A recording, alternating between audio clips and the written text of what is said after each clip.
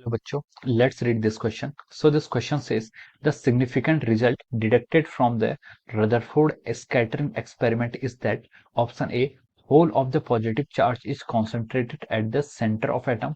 Option B is there are neutrons inside the nucleus. Option C, alpha particles are helium nuclei. Option D, electrons are embedded in the atoms. Option E, electrons are revolving around the nucleus. Okay, तो चलिए बच्चों, अब हम इस question को start करते हैं। तो देखिए बच्चों, इस क्वेश्चन का की कॉन्सेप्ट हम क्या लिख सकते हैं। The key concept of this question is, इस क्वेश्चन में हमें क्या बताना है, रदरफोर्ड एटॉमिक मॉडल बताना है या फिर रदरफोर्ड स्कैटरिंग बतानी है। हम क्या लिख सकते हैं इस क्वेश्चन का, आपका की concept Rutherford's atomic model. Okay, Rutherford atomic model इस क्वेश्चन का क्या आपका की कॉन्सेप्ट है। देखिए रदरफोर्ड का जो एटॉमिक मॉडल आया था, रदरफोर्ड ने जो आपका एटॉमिक मॉडल लिया था, उसने रदरफोर्ड ने क्या कहता है, अल्फा पार्टिकल की स्कैटरिंग की गोल्ड के न्यूक्लियस पर, गोल्ड फॉइल के न्यूक्लियस पर उसने अल्फा पार्टिकल की स्कैटरिंग की। और वहां से जो हमें रिजल्ट मिले, उस रिजल्ट से हमें ऐसा पता चला कि उसके हमारे तीन आउटकम्स निकले थे। पहला स्टेटमेंट तो ये था कि most of the alpha particles gets undeflected. Maximum particle यानी कि most of the alpha particles क्या हो जाते हैं, आपके अनडिफ्लेक्टेड जाते हैं, यानी कि वो कंटिन्यूअसली मूव करते रहते हैं। तो उससे हमें ये पता चला था, जैसे ही आपका क्या न्यूक्लियस है, this is our nucleus, consider it as a nucleus of gold foil. Okay, तो इसमें क्या था, most of the alpha particles के अनडिफ्लेक्टेड ऐसे चले गए। Okay, most of the alpha particles gets undeflected, ये इस तरीके से अनडिफ्लेक्टेड हो गए। और कुछ अल्फा पार्टिकल्स क्या हुए, इससे हमें ये पता चला कि इस स्टेटमेंट से हमें पता चला कि आपका एटम एज ए होल क्या है, आपका एटम एज ए होल आपका क्या है, काफी इसमें बहुत ही स्मॉल स्पेस है जिसमें आपका न्यूक्लियस लाई करता है और बाकी पूरा स्पेस के एम्प्टी है। तो हम बोल सकते हैं कि एटम एज ए होल क्या आपका एक हॉलो स्फीयर है, और एटम क्या एज ए हॉलो स्फीयर की तरह बिहेव करता है। इससे हमें ये पता चला। फिर उसकी जो हमें सेकंड चीज पता चली, सेकंड ये पता चला कि कुछ अल्फा पार्टिकल्स क्या हुए थे, डिफ्लेक्ट हुए थे।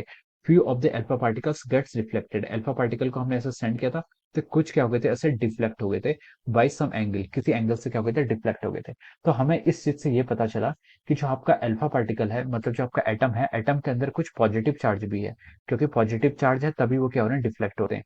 तो few of the alpha particles like 1 into 20,000 alpha particles get deflected. और इससे हमें ये कंक्लूड हुआ कि there exist some positive charge inside the atom and that is called nucleus. इससे क्या पता चला कि there exist some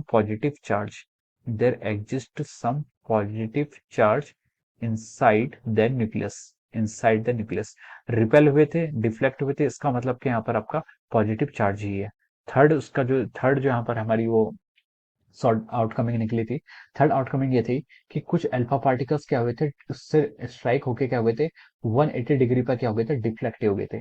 very few alpha particles, कुछ अल्फा पार्टिकल्स, जैसे हम बोलते हैं वन अल्फा पार्टिकल क्या हो गया था आपका, डिफ्लेक्ट हुआ था by an angle of 180 degree, 180 degree से डिफ्लेक्ट हो गए थे, यानी कि रिबॉन्ड हो गए थे।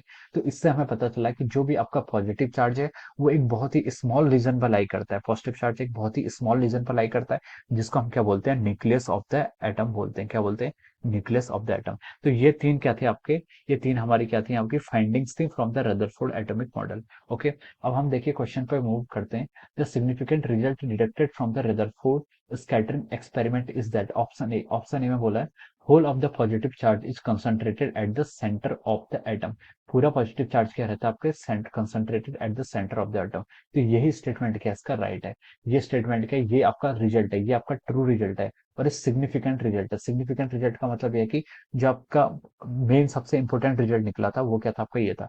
सेकंड है कि there are neutron inside the nucleus, ये भी ट्रू है, न्यूक्लियस के अंदर इनसाइड होते हैं, but this result not come from the Rutherford scattering experiment. Option C में बोला है alpha particles are helium nuclei, this result is also true, helium atom का जो न्यूक्लाई होता है उसे अल्फा पार्टिकल्स कहते हैं, but this is not a result from the Rutherford scattering experiment. तो ये आपका रॉन्ग हो जाएगा। ऑप्शन डी में बोला है electrons are embedded in the atom, this is from the Thomson, J Thomson atomic model. So ये आपका क्या हो जाएगा, रॉन्ग हो जाएगा। ऑप्शन ई में बोला है electrons are revolving around the nucleus, ये आपका इलेक्ट्रॉन्स रिवॉल्व करते हैं, ये भी आपका रदरफोर्ड एटॉमिक मॉडल की फाइंडिंग है। लेकिन ये आपका क्या है, this is not significant one, ये आपका सिग्निफिकेंट नहीं है। रदरफोर्ड के मॉडल से हमें सिग्निफिकेंट चीज ये पता चली थी कि देयर एग्जिस्ट न्यूक्लियस, जिसमें क्या आता है, आपका पॉजिटिव चार्ज आपका लाई करता है।